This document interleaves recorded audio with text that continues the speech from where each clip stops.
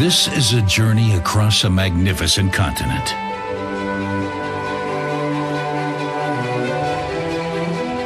It's a journey through space and time.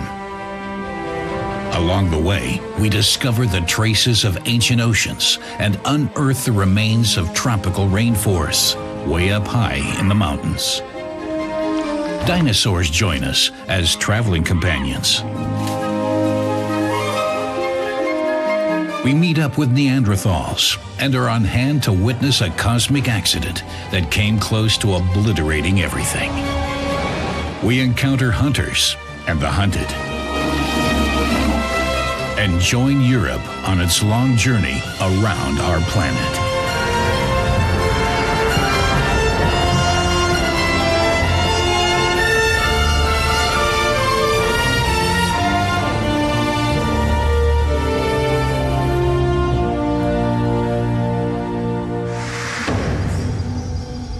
Welcome to the Rhine River floodplain of the Eocene Age.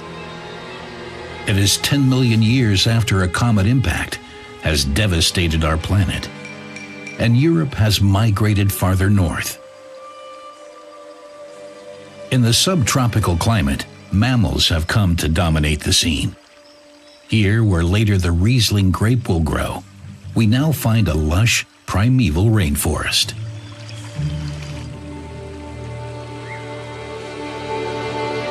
Half of all known modern-day mammalian groups are already in existence here.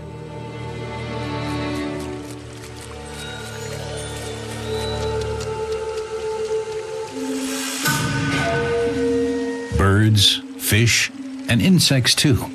The entire animal kingdom is almost the same as the present-day edition. Not the European one, however. Nowadays, many of the Eocene inhabitants live in the tropical regions of South America and Asia. It's thanks to a volcano that we know exactly which animals lived here back then.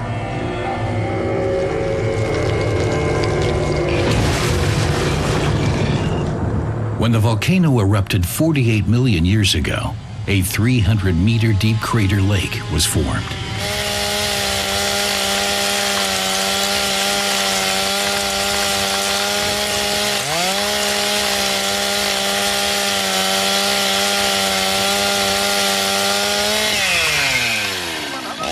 Plants and animals were swept down deep into the depths, but instead of being destroyed, they were preserved intact in oil shale. The Messel Pit, near the city of Darmstadt in Germany. Here, layer for layer, a snapshot of a major event and geological history is being excavated. The fossil record tells of life and death at the crater lake. Most likely, poisonous gases bubbling up from below had escaped the water, causing animals to asphyxiate, fall into the lake, and drown. Many fossilized bats have been found. They must have swooped down too close to the water surface. Today, the Messel Pit is a UNESCO World Heritage Site and a unique gateway to prehistoric Europe. The oldest extant hand of a primate was found here. The fossil finds in Messel are astonishingly true-to-life imprints of the animals. Shadows of skin, as well as hair and plumage, are depicted. Sometimes the stomach contents have even been preserved. The most spectacular find to date was made back in the 1980s. A 60-centimeter-long monkey-like animal with a very long tail.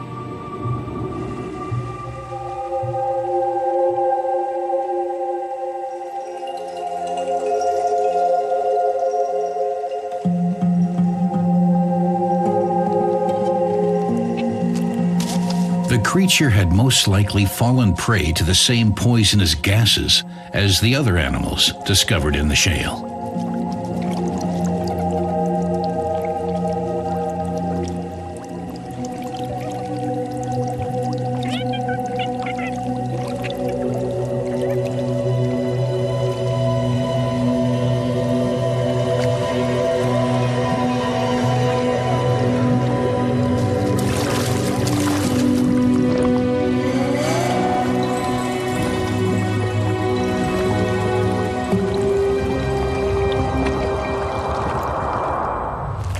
47 million years later, the little lady primate caused quite a stir.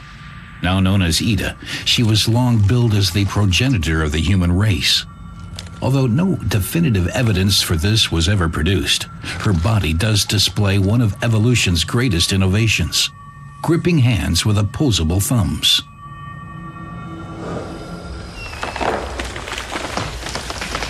The tropical Eocene forest, too, was eventually buried beneath the layers of time.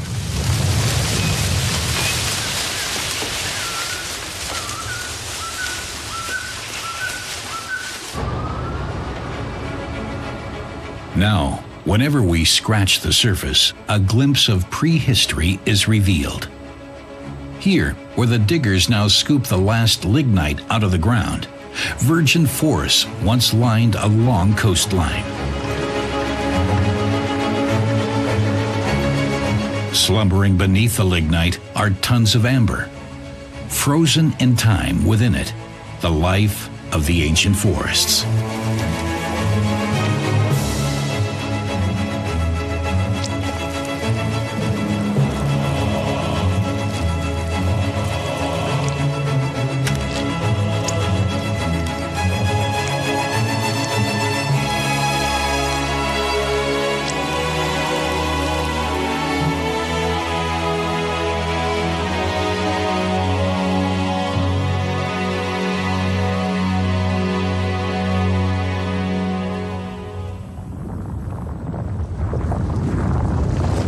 Much of Western Europe was now being covered over with a fresh layer of ice. Coming down from Scandinavia, the glaciers pushed all the way to London. Coming from the Alps, they made it to the Chiemsee in Bavaria.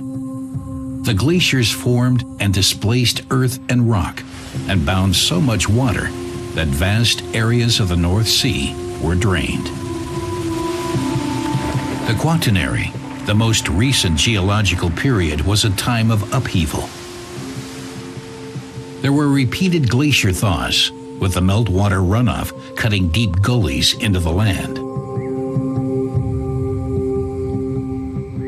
As the cold retreated northwards, the animals of the cold periods disappeared. Forests spread out again.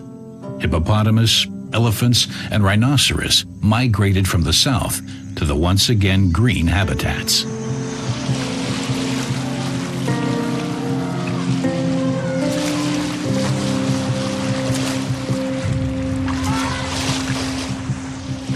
Roe deer lived in the immediate vicinity of the elephants and the tributaries of the original Rhine.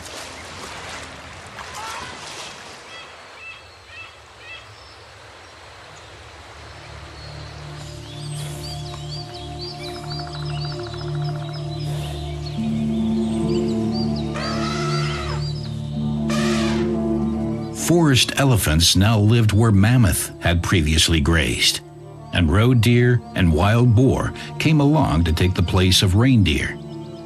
The animals migrated in accordance with the changing climate. But something significant had changed. The animals were no longer alone.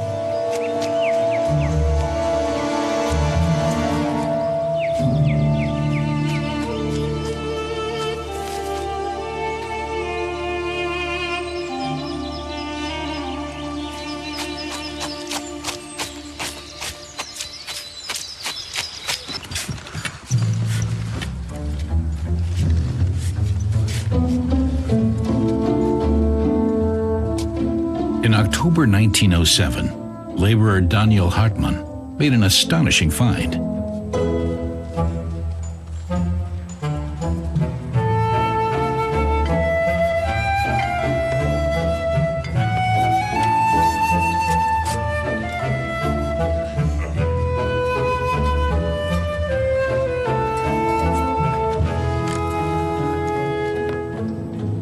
My friends, today I done found Adam.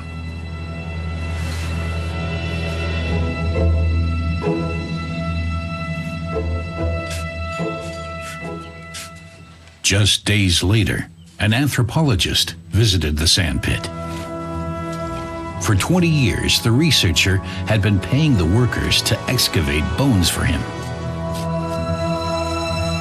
His patience and his investment had finally paid off. Where exactly did you find him? Over yonder in the steep face. So did you thoroughly search the spot? Uh-huh. And did you find any more of them? This here. That, and this. Uh-huh.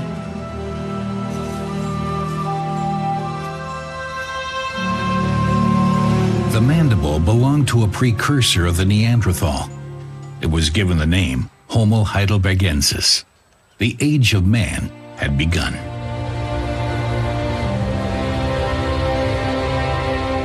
Long before the first human beings appeared in Europe, the Middle Rhine was formed.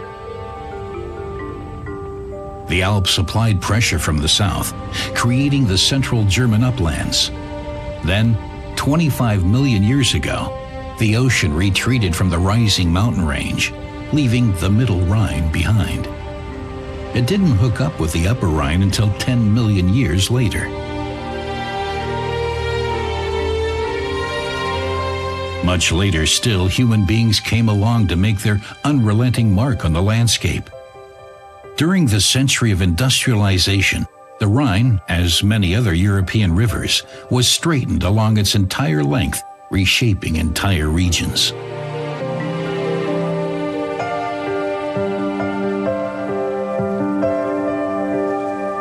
The Romans brought the art of winemaking along with them to the south of France, to Germany, to Italy, and to Spain. They laid the foundation for the triumph of Riesling, Merlot, and Cabernet.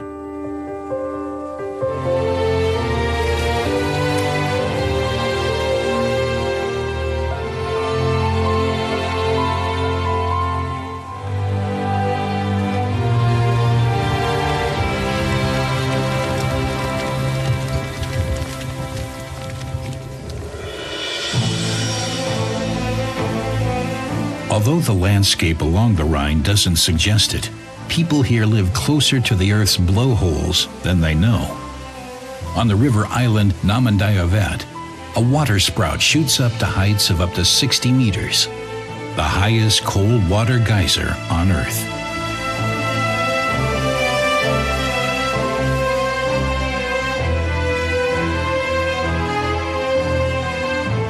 Not far from the geyser lies an old crater lake, the Lacharsee. In the Middle Ages, an order of Benedictine monks retreated to the seclusion of the lake.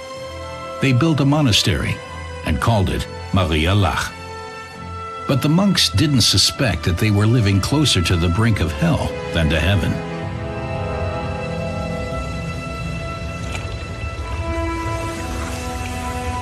The extinguished fire mountains in the Eifel region of Germany can reignite at any moment, as can the supervolcanoes of Italy.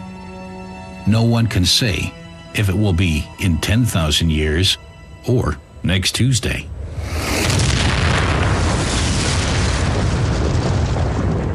The last time the Maria Lach volcano erupted, the result was destruction of unimaginable proportions. The ash spread as far as southern Sweden and northern Italy.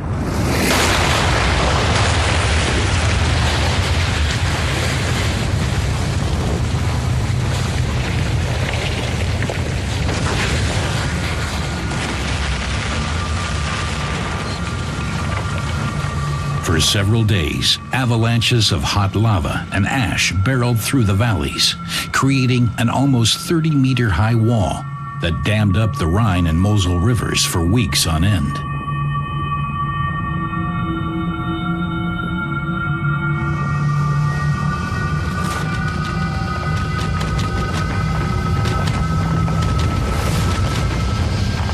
When the dam finally burst, a gigantic torrent of floodwater went crashing downstream, all the way to the Netherlands, laying waste to everything in its path.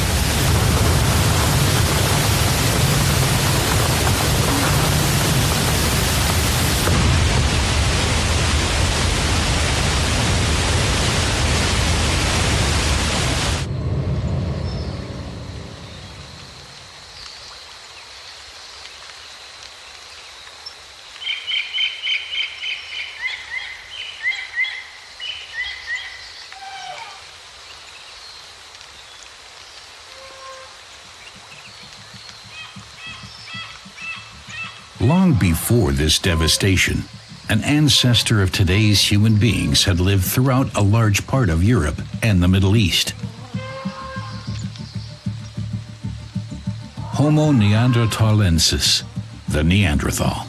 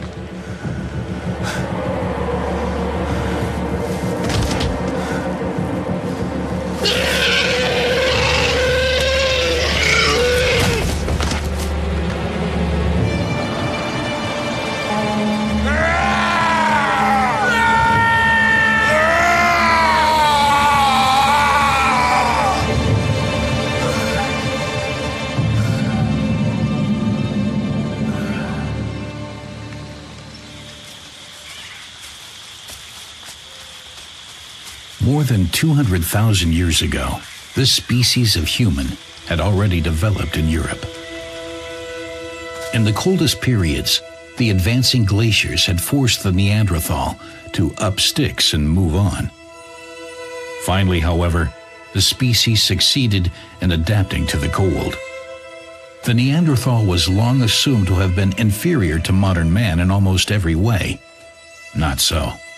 Neanderthals knew how to find the safest hideouts and the best hunting grounds.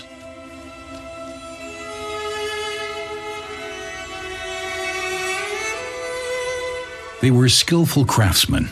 They tanned hides and fashioned clothing out of leather and fur. The Neanderthals lived in small clans, scattered across a large area. But even in the forests of the warmer periods, survival wasn't easy. The dense woods were home not only to deer, rhinoceros, and forest elephants, but to lions and hyenas as well. As the climate changed, so too did the habitat.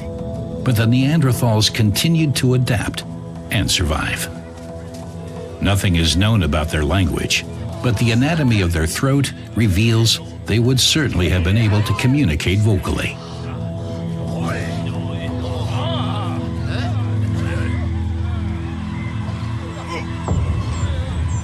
Their hunting implements were already far more advanced than those of Homo heidelbergensis. They used a sort of glue made of birch tar to fasten their knife-sharp flint blades to their spears, a brilliant invention.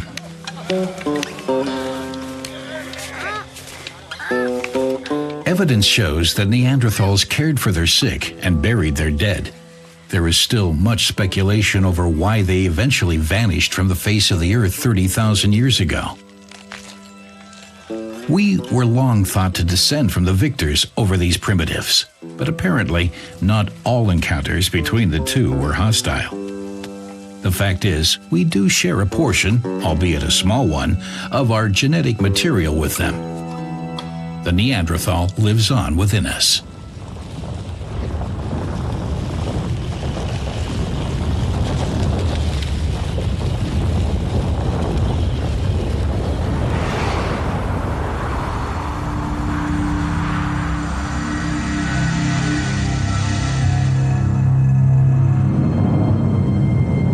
For the last time to date, a great cold period had northern Europe in its grip. Now the wolves and the large grazers, mammoth, musk oxen, and reindeer wandered in their millions over the wide open spaces. At the foot of the glaciers, a constant wind swept across the land. It was the northernmost outpost of life. When the cold here got too severe, the herds had to move on.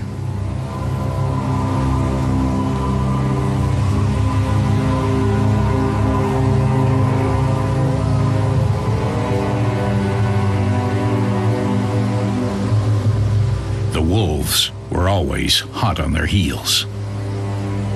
And they weren't the only ones following the herds. In the midst of the cold period, human beings immigrated from the African savanna to what is now Central Europe. For days on end, the hunter roamed the ice desert, searching for fresh meat for his clan. Wolves were among the first wild animals that humans not only hunted, but domesticated as well.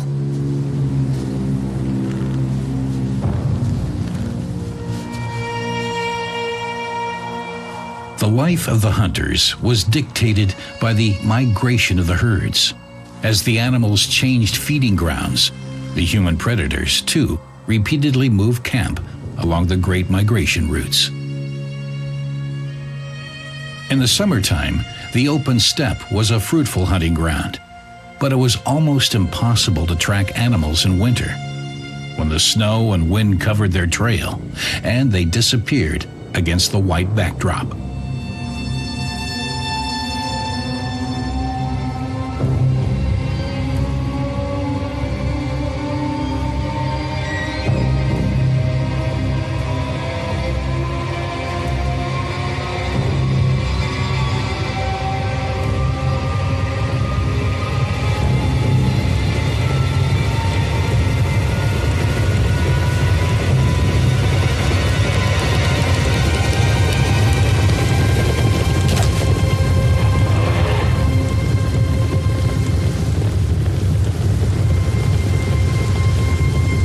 Every year, the hunters waited for their prey to pass by on migration. But the great herds slowly began to disappear, never to return again. Some species went completely extinct. Others left the land of the Ice Age hunters. For a long time, human beings took the rap for the disappearance of the mammoth and the megalosaurus. But the handful of hunters can't be responsible for the extinction of these species. Rising temperatures seemed the more plausible answer for the animal's demise. The end of the Ice Age was the start of a geological restart process, because only after the glaciers melted could northern Europe begin to become the place we know today.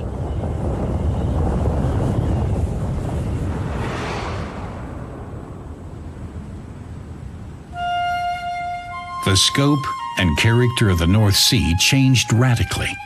It advanced farther and farther to the south, flooding the vast plains of the former glacier regions.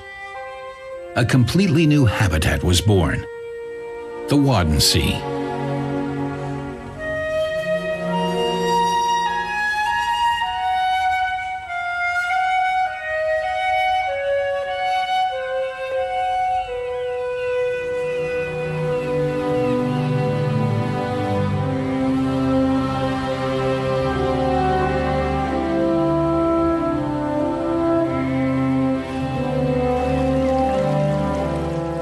fine-grained sand, gray-brown mud, and turbid water as far as the eye can see.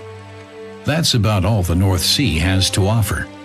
And yet, the ice desert of yore has become a richly diverse habitat. Twice a day, the tides flood the Wadden Sea with a nutrient-rich brew.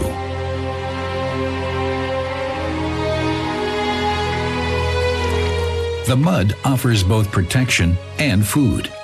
Beneath the surface of the mud flats, there is an abundance of life. This is the nursery for many fish that will grow up to live in the North Sea. The lumpfish too spawns here. The male goes all out to protect the spawn.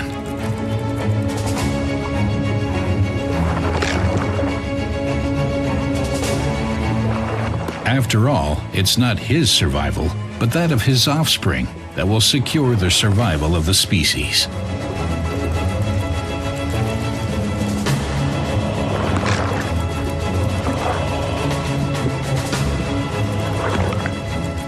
After the eggs have hatched, the larvae remain for some time in the safety of the shallow waters before they swim out to sea. The cadavers of the father fish, dead of exhaustion, often wash ashore.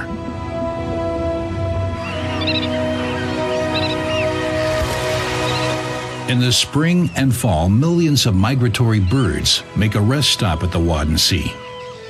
The area has the largest bird population in Central Europe. The Ice Age created an island of life.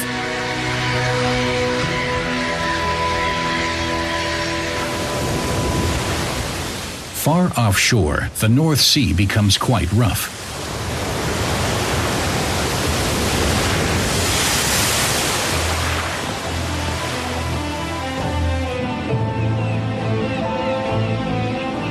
Amidst blustering waves, the island of Helgoland rises up from the sea. Around 250 million years ago, the Red Island was still part of a desert. It's the only port of call, far and wide for passing air travelers in need of a rest. Once a year, the cliffs of Helgoland offer countless visiting seabirds, a perfect place to rear their young.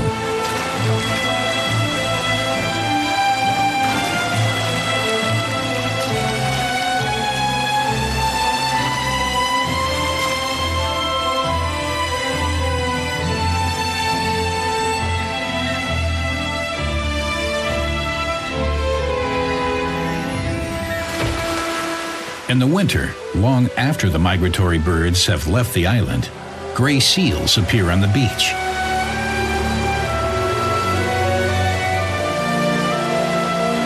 The bulls compete aggressively for the best spots, trying to conquer the section of beach where the sea cows gather to await the birth of their young.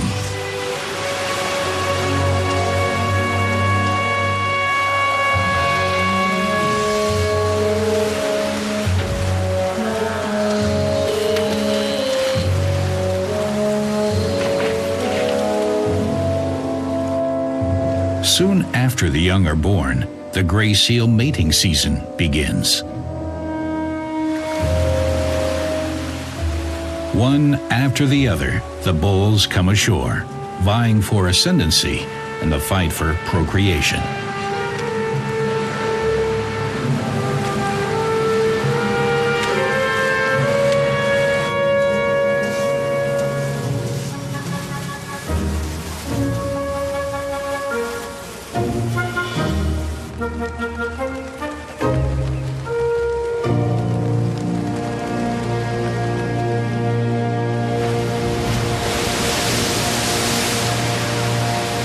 In the winter, winds churn the sea. Sharp tongues of surf lash away at the cliffs and the beach, carrying off rock and sand and depositing it elsewhere. The work of human hands attempts to stem the process.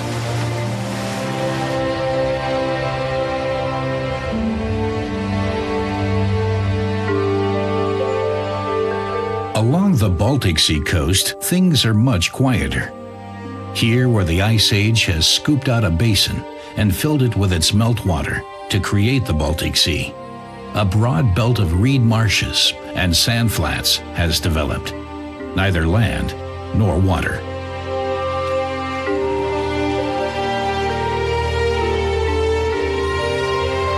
Free of human intervention, large parts of the Baltic Sea shoreline are sanctuaries for coastal wildlife.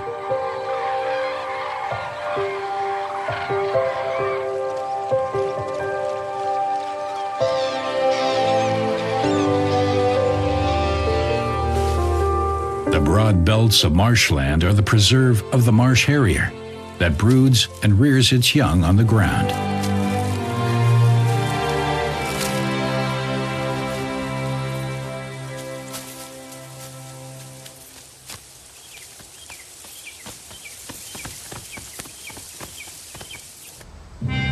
The chalk cliffs of Rügen are also the product of the glacial ice, which pushed the island up from the depths of the Baltic Sea.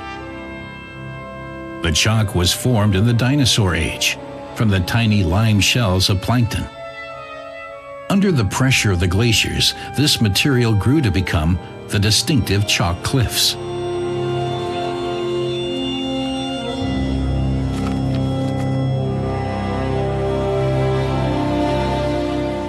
The warm period covered the chalk with a thin layer of plant matter.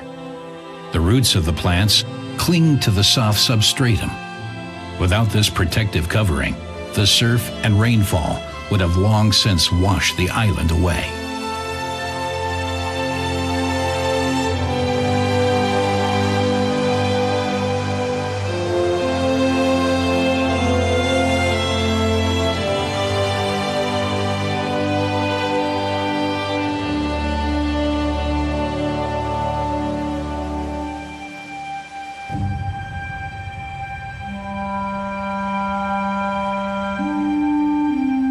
After the end of the last ice age, the climate warmed up very quickly. The forest returned, and along with it, the animals we still know today.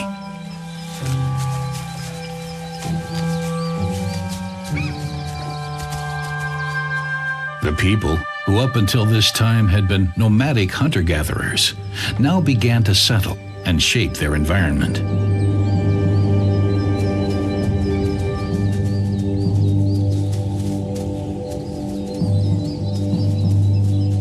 But as human civilization took its baby steps, entirely new conflicts arose.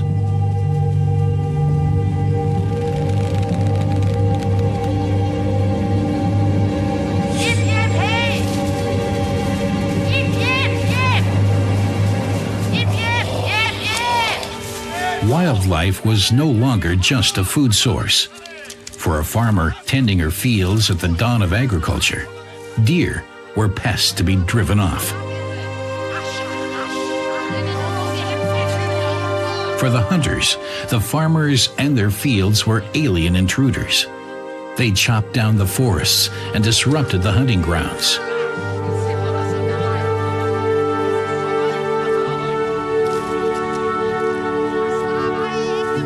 Agriculture, however, won through in the end.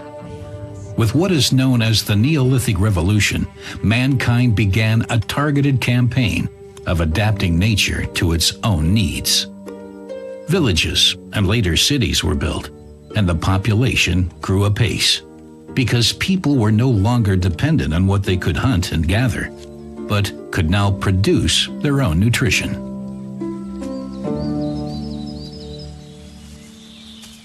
The wildlife avoided human settlements, retreating ever deeper into the forests.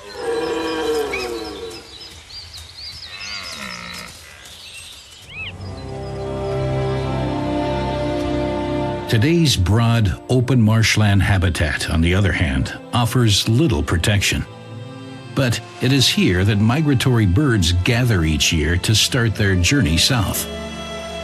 The flat, almost treeless land provides a good view for predatory birds, such as the marsh harrier, who aim to take full advantage of the situation before the summer guests move on. When temperatures have dropped and the migratory birds have flown off on their way, things go quiet on the North Sea coast, the world's largest marshland area. The place seems as remote and uninhabited as it was 2,000 years ago. Vast forests now cover the majority of Western Europe. But along the Rhine, modern civilization advanced all the way up to the north. After conquering part of the Germanic settlement areas, the Romans right away began building a supply and road network. The division, surveying, and administration of Germania began.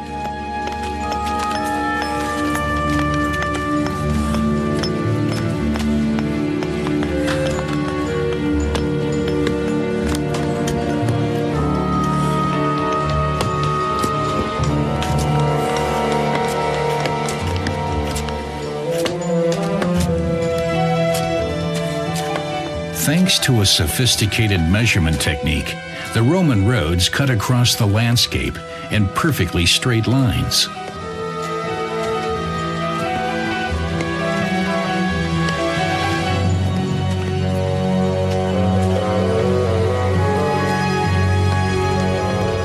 These roads connected the Roman camps that later developed into cities, including Cologne, Mainz, and Koblenz.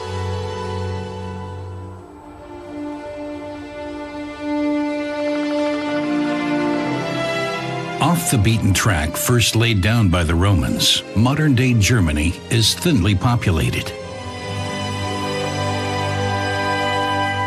If the forest were still left to its own devices today, it would cover almost the whole of Europe.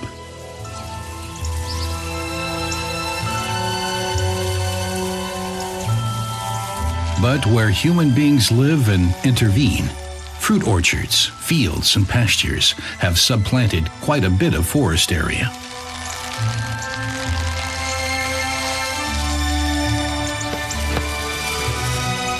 New habitats have been created. Here, sheep, cattle, and agricultural machinery prevent the forest from reclaiming the land.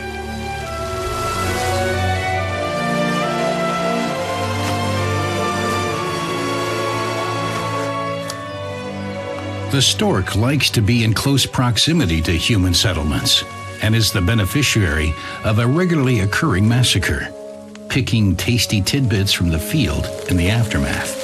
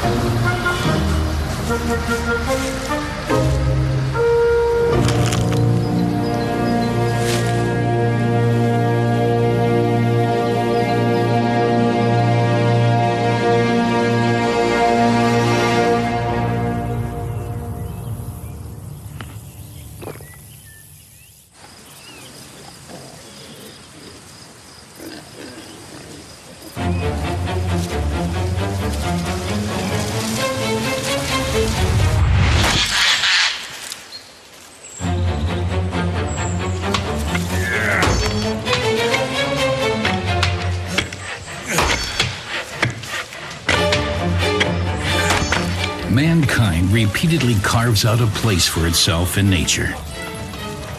Until the early 19th century, wood was the most commonly used material, and practically the only heating material. Entire regions were deforested. By this time, the bears were almost all gone.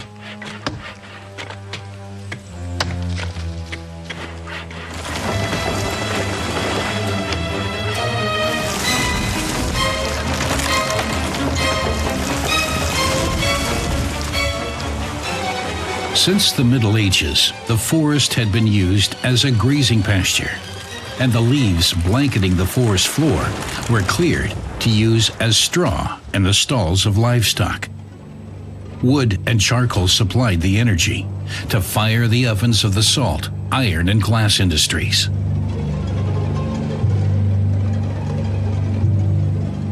More and more charcoal burners and piles were set up to produce wood charcoal, huge amounts of which was needed to feed the booming nascent industries. Where wood supplies ran low, communities and cities passed laws to protect the forests.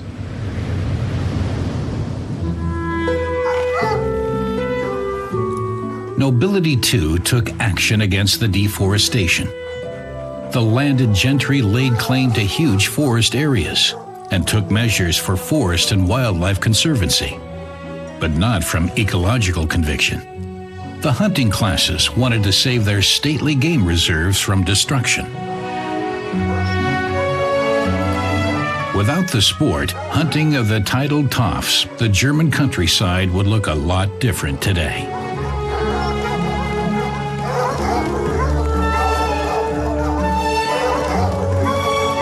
For millennia, the hunt was an existential necessity for human existence. But in the early Middle Ages, it became a privilege. Nobility passed an edict over its forests. The farmers were not only prohibited from hunting, they were not even allowed to kill the game when it was caught plundering the harvest in the fields.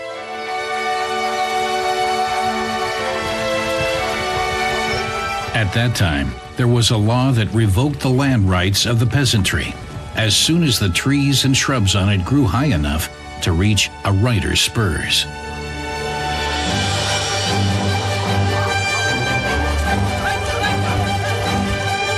Nowadays, the hunt not only serves to control the game population, it's also a popular recreational activity.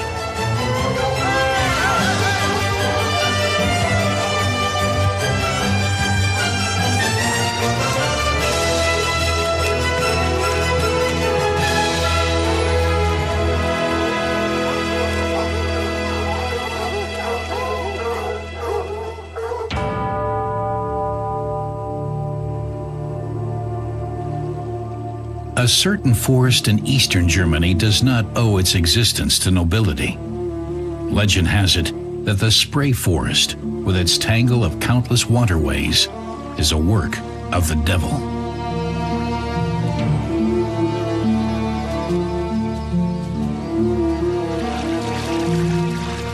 In fact, this labyrinth of water and woods is a legacy of the Ice Age glaciers.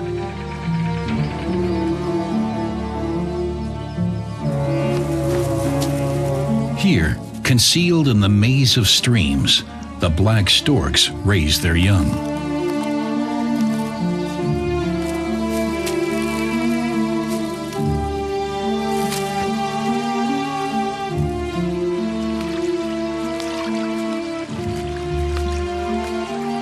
They live on little fish and frogs that they have to share with the snakes.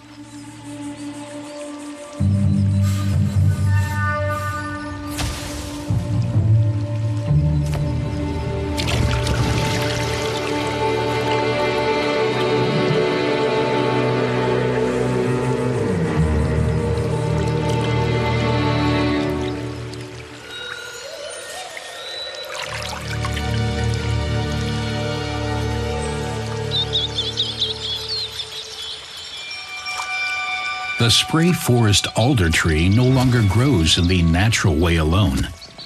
The seeds that fall into the watercourses are fished from the surface and then planted in the ground.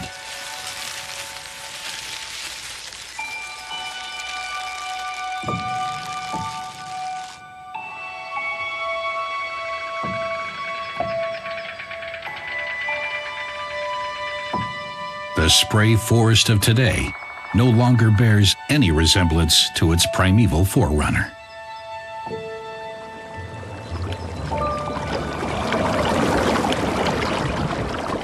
Man reshapes landscapes that had developed over millions of years. 100 million years ago, exotic animals lived in the narrow estuary of what is now the border of Germany and the Czech Republic.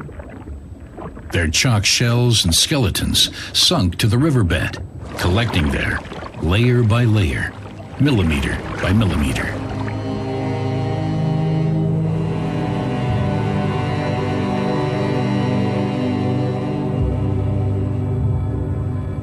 This chalk, as well as the sand and stone deposited here by the wind and waters, piled up to create mighty sandstone cliffs.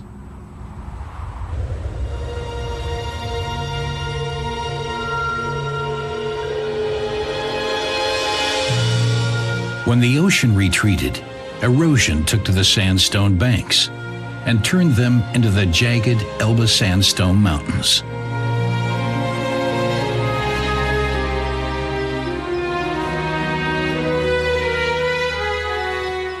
Diving down between the cliffs, along the various rock strata, is like time traveling through the geological eras of the European continent. And construction is ongoing as streams and waterfalls continuously change the rock face.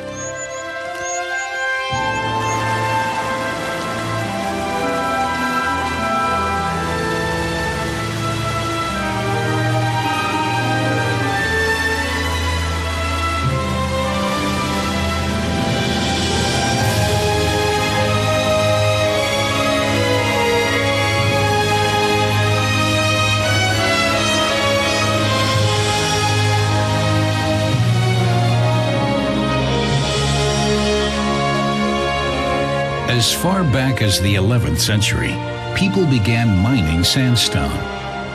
Later, with the development of shipping on the river, quarries sprung up along the Elbe. The quarrying widened the narrow Elbe Valley at several points.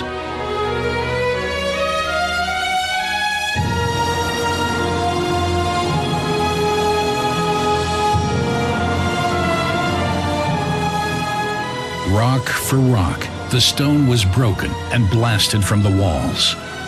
Shipped along the Elbe, the stone blocks arrived to build the walls of many magnificent, sacred, and stately buildings throughout the world.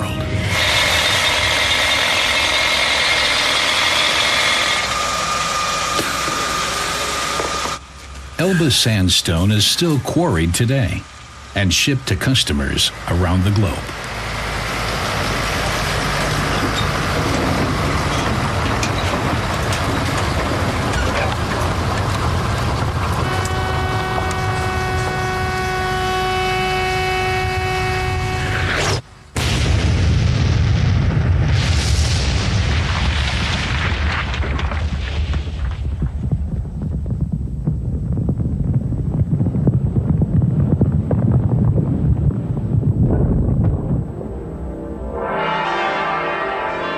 Dresden's master builders, old and new, have eroded the Elbe cliffs.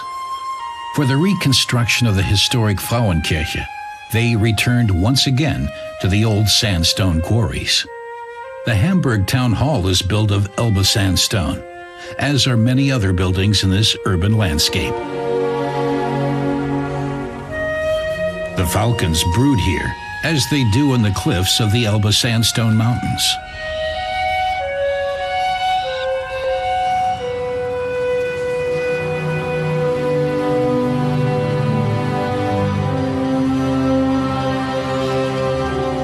The animals have long since made themselves at home in the man-made habitat.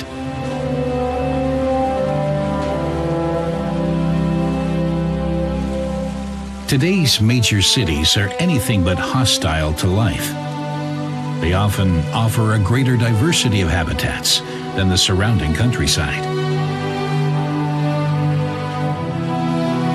The iconic cathedral and Rhine bridges are unmistakable landmarks of the Cologne cityscape.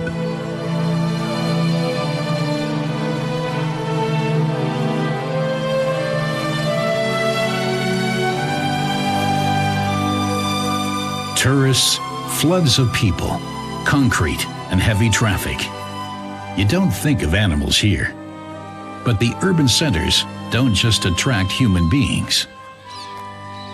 Animal immigrants from across the globe have made a new home for themselves in the metropolis, adding color and variety to the scene.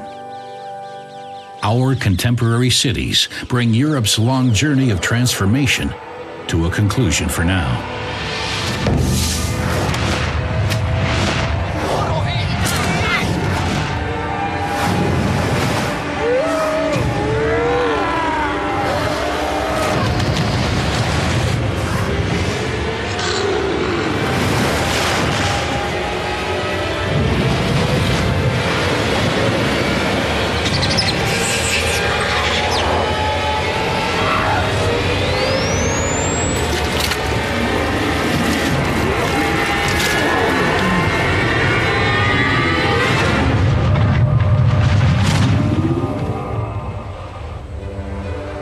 Our journey is over, but Europe will travel on for a long time to come.